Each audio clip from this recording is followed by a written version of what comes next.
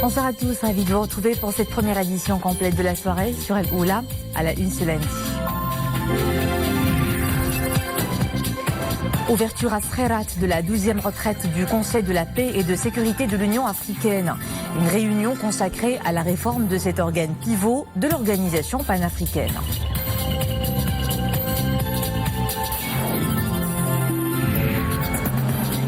CAN 2019, le Maroc a bien démarré la compétition en battant la Namibie. Une victoire non sans difficulté avant les deux prochaines rencontres face à la Côte d'Ivoire et l'Afrique du Sud. À suivre dans ce journal la chronique quotidienne de la CAN avec Boukal Benrabit. Focus sur une problématique de mobilité urbaine à Marrakech, les motos très prisées dans la cité Ocre. Leurs usagers sont bien souvent à l'origine d'accidents mortels car peu respectueux du code de la circulation. Avant le développement de ces titres, Sa Majesté le roi Mohammed VI a adressé un message de félicitations à M. Mohammed Cheikh Mohammed Ahmed Al-Ghazouani suite à son élection président de la République islamique de Mauritanie. Dans ce message, le souverain exprime ses chaleureuses félicitations et ses sincères vœux de plein succès à M. Mohammed Cheikh Mohammed Ahmed Al-Ghazouani dans ses hautes missions. Sa Majesté le roi félicite également M. Al-Ghazouani pour la confiance placée en lui par le peuple mauritanien frère, en reconnaissance, je cite, de la sincérité dont vous avez fait preuve pour servir ses intérêts et pour votre ferme détermination à aller de l'avant sur la voie de la réalisation du développement global dans le cadre de la sécurité, la quiétude et la justice sociale. Sa Majesté le roi saisit cette occasion pour exprimer sa ferme détermination à œuvrer de concert avec M. Al-Ghazouani pour donner une forte impulsion aux relations de coopération fructueuses unissant le Maroc et la Mauritanie et renforcer les moyens de tirer le meilleur des opportunités et des potentialités dont disposent les deux pays en consécration des liens de fraternité, de solidarité et d'estime mutuelle liant les deux peuples voisins et pour réaliser la complémentarité, le rapprochement et l'intégration auxquels aspirent en vue de relever les différents défis communs. Sa Majesté le roi a également adressé un message de félicitations au secrétaire perpétuel de l'Académie du Royaume du Maroc, Abdeljalil Hachamri, qui a remporté le Grand Prix de la francophonie 2019 décerné par l'Académie française. Dans ce message, le souverain souligne que l'attribution de ce prestigieux prix à M. Hachamri constitue une reconnaissance par cette institution française authentique des œuvres et recherches de grande valeur qu'il a accomplies ainsi que de ses efforts reconnus à la tête de l'Académie du Royaume du Maroc visant à consacrer les valeurs de dialogue, de rapprochement et d'entente entre les cultures et les civilisations. Cette distinction reflète également la grande estime dont jouissent le génie marocain et les compétences scientifiques du royaume au niveau international, affirme encore le souverain. À la une séance plénière à la Chambre des représentants pour le grand oral du chef du gouvernement. Saadil Latmani a répondu ce matin à des questions relatives aux préoccupations des Marocains résidant à l'étranger et à la décentralisation de l'administration. Également dans l'actualité législative, l'adoption à l'unanimité par la Chambre des représentants du projet de loi cadre portant approbation de l'accord de partenariat dans le domaine de la pêche entre le Maroc et l'Union européenne. L'accord s'étend sur une période de 4 ans et couvre du parallèle 35 au nord au parallèle 20 au sud, c'est-à-dire de Cap Spartel à Cap Blanc au sud de Darla. Pour rappel, l'accord inclut les provinces du sud. La 12e retraite du Conseil de paix et de sécurité de l'Union africaine a entamé ses travaux ce matin à Srerat avec la participation des 15 États membres de cette instance panafricaine. Une 12e réunion qui revêt un caractère important puisqu'elle s'assigne pour objectif d'améliorer les méthodes de travail de ce mécanisme pour qu'il s'acquitte au mieux des missions qui lui sont attribuées. Mohamed Aitlishker, Hassan Tabahi. 3 principales thématiques à l'ordre du jour de cette retraite à Srerat. L'action du Conseil de paix et de sécurité pour la prévention et la consolidation de la paix en Afrique, les méthodes de travail de cet organe panafricain et enfin les défis de la gestion des crises. Il y a des choses nouvelles qui se passent sur le continent et c'est toujours bien que le Conseil puisse réfléchir à son action de temps en temps pour mieux renforcer son efficacité et avoir de nouvelles voies pour parvenir à résoudre les conflits et les crises sur le continent. Beaucoup d'espoirs sont portés sur cette deuxième retraite du CPS qui se tient à la veille de la prochaine présidence par le Royaume du Maroc de ce Conseil de paix et de sécurité. J'espère que nos travaux déboucheront sur l'adaptation de nouvelles méthodes et d'approches pour la résolution des conflits et pour les efforts de construction post-conflit. La tenue au Maroc de cette retraite du Conseil de paix et de sécurité de l'Union africaine est une nouvelle reconnaissance du leadership du Royaume et de ses actions constructives en faveur de la paix et de la stabilité dans le continent. Il s'agit aujourd'hui de la réforme de ce Conseil de paix et de sécurité. Et comme le dit Sa Majesté le roi Mohammed VI, que Dieu l'assiste, l'Union africaine a besoin d'instruments au diapason des nouveaux défis de l'Afrique. Et c'est ce à quoi va s'atteler ce Conseil de paix et sécurité durant ces 2 jours ici à Skhirrat. Les 15 États membres du Conseil de paix et de sécurité de l'Union africaine prennent part à cette retraite de 2 jours à Skhirrat. Les agriculteurs tirent à mieux leur épingle du jeu grâce au programme Al-Moutmir, un programme de proximité et d'accompagnement adapté aux besoins. Au moment de la moisson, les céréaliculteurs en constatent l'impact positif des rendements qui passent du simple au double. L'exemple dans la commune de l'Qbab, à une 60aine de kilomètres de Khnefra.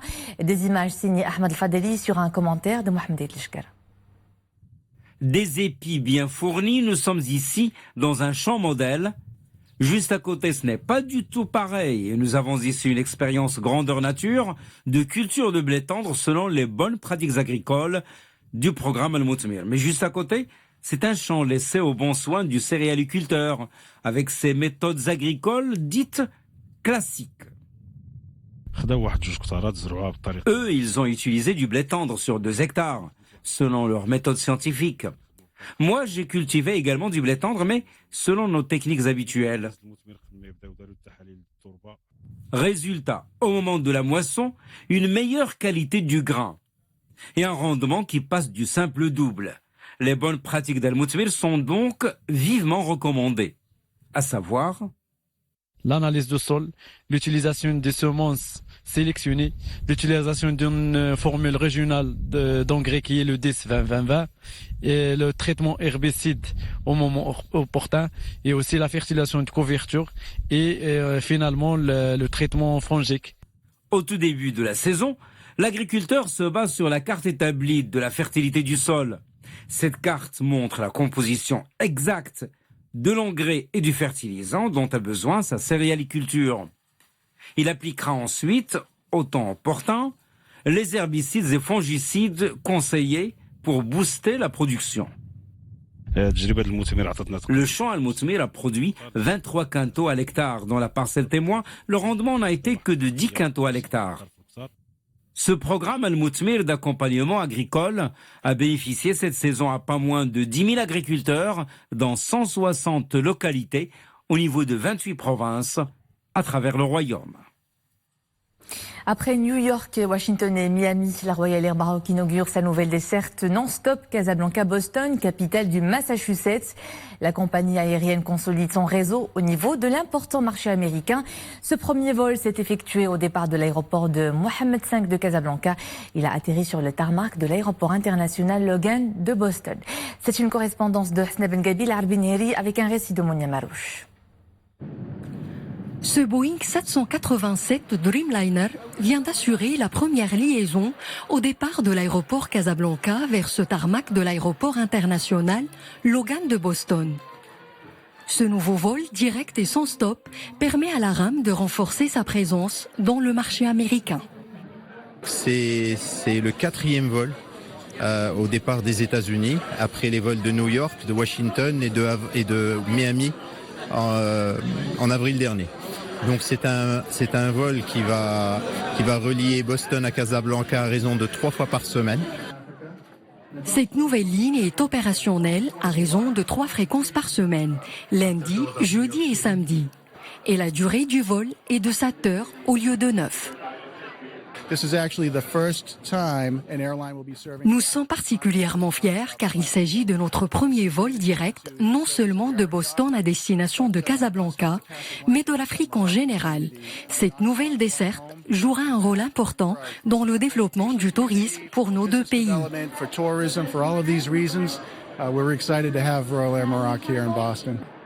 L'ARAM poursuit la consolidation du large réseau de ces destinations internationales accessibles depuis le hub de Casablanca.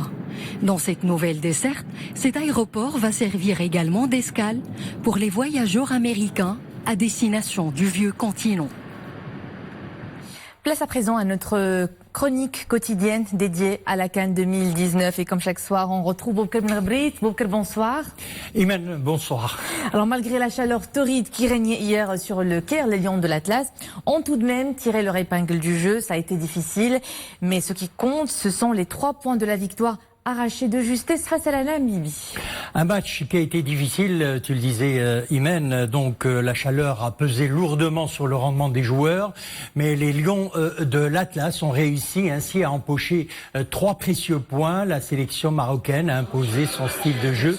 L'équipe nationale s'est installée dans le camp namibien, créant d'innombrables occasions qui n'ont pas été exploitées à cause tantôt du manque de concentration et tantôt de la bonne organisation défensive, il faut le dire, des Namibiens. Le retranchement en défense des Namibiens a compliqué la tâche des Lions de l'Atlas. Les changements opérés d'ailleurs par le sélectionneur national Hervé Renard en deuxième mi-temps ont porté leurs fruits et ont fait la différence. La température a eu un impact négatif sur la condition physique des joueurs et on écoute justement l'entraîneur Hervé Renard. Félicitations aux joueurs qui ont su être patients, ne pas trop s'énerver, même si des fois on a vu un petit... Il faut garder son calme en football, il faut... Dans ce genre de match, ça se joue sur un petit détail. Et le petit détail, ça a été un très beau coup franc de Hakim. Et puis voilà, c'est le football. Ça rappelle Boadou, ce qui marque contre l'Iran. Voilà, aujourd'hui, ça paye dans l'autre sens. Et on doit faire beaucoup mieux. Il faisait très chaud, on a eu du mal à mettre du rythme. Dans ce genre de match, il faut marquer plus rapidement. On n'a pas su le faire. C'est ça qui nous a pénalisés, mais au moins on a persévéré.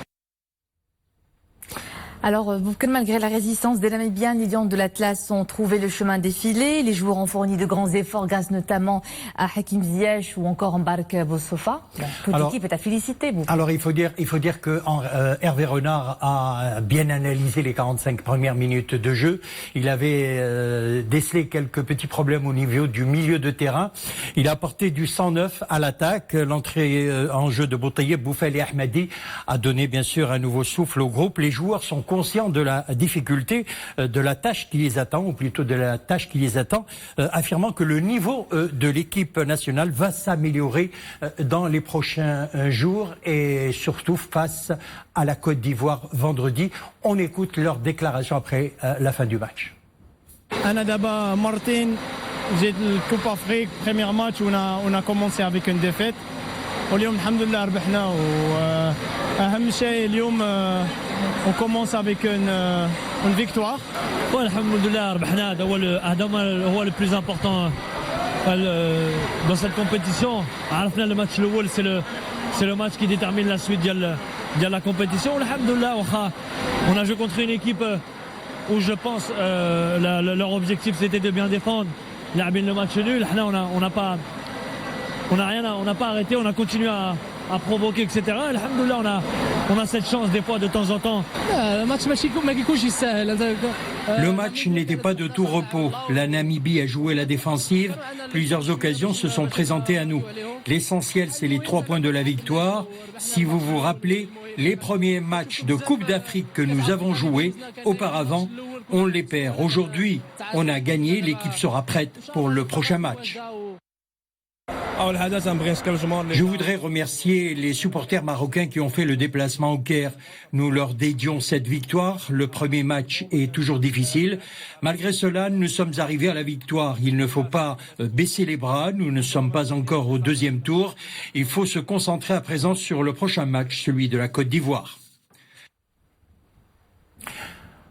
Il faut se concentrer sur le match de la Côte d'Ivoire et Imen, donc les joueurs namibiens ont été, je ne dirais pas, très combatifs. Les Namibiens qui ont des qualités dignes de respect a surpris les Lions de l'Atlas. C'est ce qu'a affirmé d'ailleurs l'entraîneur Hervé Renard. On écoute d'ailleurs quelques joueurs namibiens concernant la prestation des Lions de l'Atlas et également leur avenir dans cette Coupe d'Afrique des Nations. On écoute. Yeah, no, it's a disappointing result. At least we hope for a draw, but then unfortunately. C'est un résultat négatif. Nous espérions à la victoire, mais c'était le premier match. Il en reste encore 2 pour remonter la pente. Obviously, it's a very good national team. That's Morocco. They've been to the World Cup, the last World Cup. Le Maroc a une très bonne équipe et ils ont d'excellents techniciens, surtout les attaquants. Nous concernant, nous allons continuer sur la même lancée et on va se donner à fond pour le prochain match. So that's actually it. Alors Boubkar, on l'a vu, de très nombreux supporters ont fait le déplacement jusqu'au Caire à poursuivre et encourager les Lions de l'Atlas. Ils restent confiants pour les 2 prochaines rencontres. Non seulement pour les 2 prochaines rencontres, mais ils sont confiants en se disant que le Maroc arrivera en finale. Ils étaient nombreux donc à l'aéroport de Mohamed V de Casablanca à prendre le départ pour le Caire. Ils sont très nombreux au Caire et au stade où se dispute la rencontre du Maroc. Ils se disent optimistes et confiants. On les écoute. Le match était vraiment dur. Le plus important, c'est les 3 points. On les a eus. Inch'Allah, on va monter en puissance et Inch'Allah, la finale. Il faut aller jusqu'en finale. Allez Maroc, allez Maroc, allez Maroc, allez Maroc, allez. Et pour l'heure, 2 autres matchs difficiles attendent l'11 national. Le rappel du programme Boubkar. Alors le rappel, donc 28 juin, vendredi, le Maroc affronte la Côte d'Ivoire, redoutable équipe. La Côte d'Ivoire d'ailleurs, qui vient de prendre le meilleur sur l'Afrique du Sud 1-0 et qui se retrouve ex-aequo avec le Maroc en tête de groupe. Et puis lundi 1er juillet à 17h, Maroc, Afrique du Sud. Hier, dans le groupe C, 4 buts ont été marqués, 2 pour le Sénégal, 2 autres pour l'Algérie. Tu nous rappelles les scores? Alors la sélection sénégalaise, autre prétendant à ce titre continental, s'est imposée, disons facilement, face à son homologue de la Tanzanie 2-0. Et puis la sélection nationale de l'Algérie s'est imposée également face à son homologue kenyan 2-0. C'est encourageant pour le Maghreb. Le Maroc donc a réussi son premier match. L'Algérie réussit son premier match. À l'instant même, la Tunisie mène 1-0 donc pour son match face à l'Angola. Ça va bien pour les équipes du Maghreb. Alors 3 matchs sont au programme aujourd'hui, notamment donc celui qui nous intéresse, Côte d'Ivoire, Afrique du Sud, qui font partie du groupe D, dans lequel figure le Maroc. Alors nous disions donc la Côte d'Ivoire a pris le meilleur sur l'Afrique du Sud. Groupe E, la Tunisie et l'Angola, le match est en cours et la Tunisie, à l'instant où on se parlait, mène 1-0. Et puis n'oubliez pas, à 21h, autre équipe maghrébine, j'espère qu'elle sera qualifiée également, et pourquoi pas, la Mauritanie qui affronte le Mali, c'est à 21h. Et c'était tout pour ce soir, Boubkar, on vous retrouve demain. Merci, à demain. Focus maintenant sur cette problématique de mobilité urbaine à Marrakech, la cité des 2 roues. Les motos sont en effet le moyen de déplacement le plus utilisé en ville. Seulement voilà, sur la route, les motards sont les moins respectueux du code de la circulation. Bien souvent, ils sont à l'origine d'accidents mortels. C'est un reportage de Soumeya Belayachi, Hassan Meskour, Dominique Orlando. On estime à près de 200 000 le nombre de motocyclettes qui circulent dans Marrakech au jour le jour. C'est dire le succès rencontré par ces 2 roues qui donnent à la fois le sentiment d'une vraie liberté d'action associée à l'assurance d'un gain de temps non négligeable. On pourrait y ajouter la relative facilité de stationnement. Bien sûr, j'ai une moto. Je l'ai laissée à la maison car je préfère faire les courses à pied, il y a trop d'embouteillages. Et en moto, c'est toujours très compliqué car les voitures ne respectent pas les pistes qui nous sont réservées.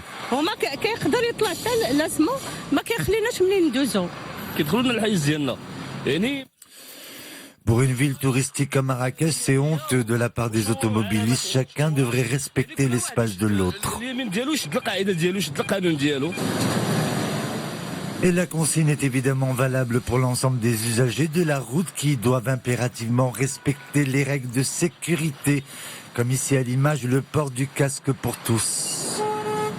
Et les motos, elles vont à droite, elles vont à gauche, elles se faufilent partout, c'est ingérable.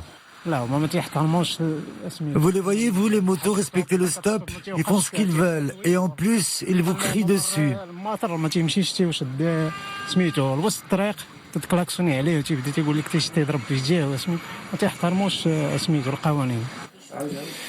Pour mettre de l'ordre dans cette cacophonie bien partagée, de nombreuses campagnes de sensibilisation sont organisées dans la ville et pour les automobilistes et pour les motos, en certaines occasions très précises.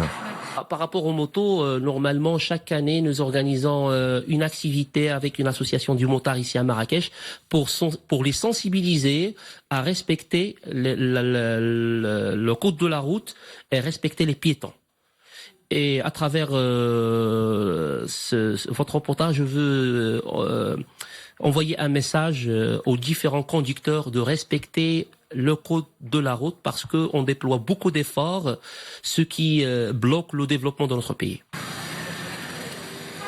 Et l'arrivée très prochaine au Maroc des tout premiers vélos à assistance électrique qui connaissent un très grand succès notamment en Allemagne et aux Pays-Bas devrait corser un peu plus la problématique de la réglementation pour tous. Même si le vélo électrique pourrait être la solution environnementale idéale à Marrakech, à cheval entre le vélo et la moto, le vélo électrique ne cause par ailleurs aucune nuisance sonore.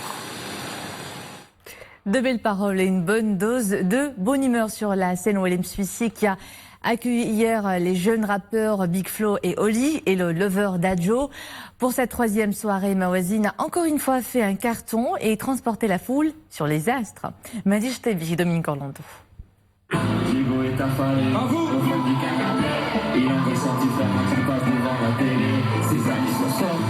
Si à Mawazine, le spectacle est avant tout sur scène, il est également dans les gradins où l'on constate un très jeune public tout à fait apte à commenter les raisons exactes de sa présence. Je suivais avant dans le Rap Contenders, c'est une sorte de battle rap et tout. Je suis pas très fan du Big Flo Oli, ce qu'ils font maintenant, mais j'ai un respect pour eux, pour ce qu'ils ont fait avant. Alors je suis venu pour voir Big Flo Oli, parce que je sens qu'ils vont mettre l'ambiance ce soir, vraiment. J'adore la chanson Ah c'est dommage, c'est une chanson qui reflète bien la réalité, parce que tout est dommage.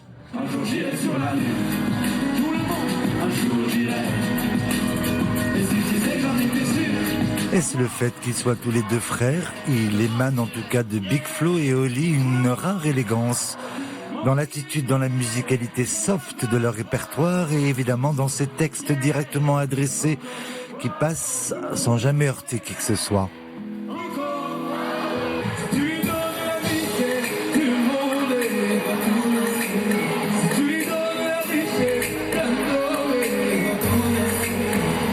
Autre rappeur et autre histoire de famille, il s'agira en deuxième partie du spectacle de Dadju, qui n'est autre que le frère du grand maître Gims.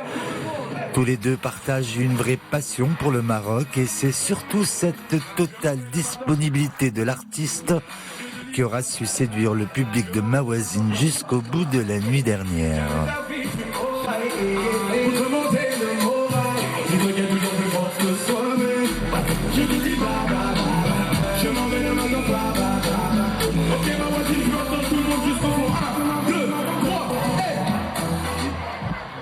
Et c'est la fin de cette édition. Merci à vous de nous suivre. L'info est de retour, 21h en compagnie de Marie Melauftir.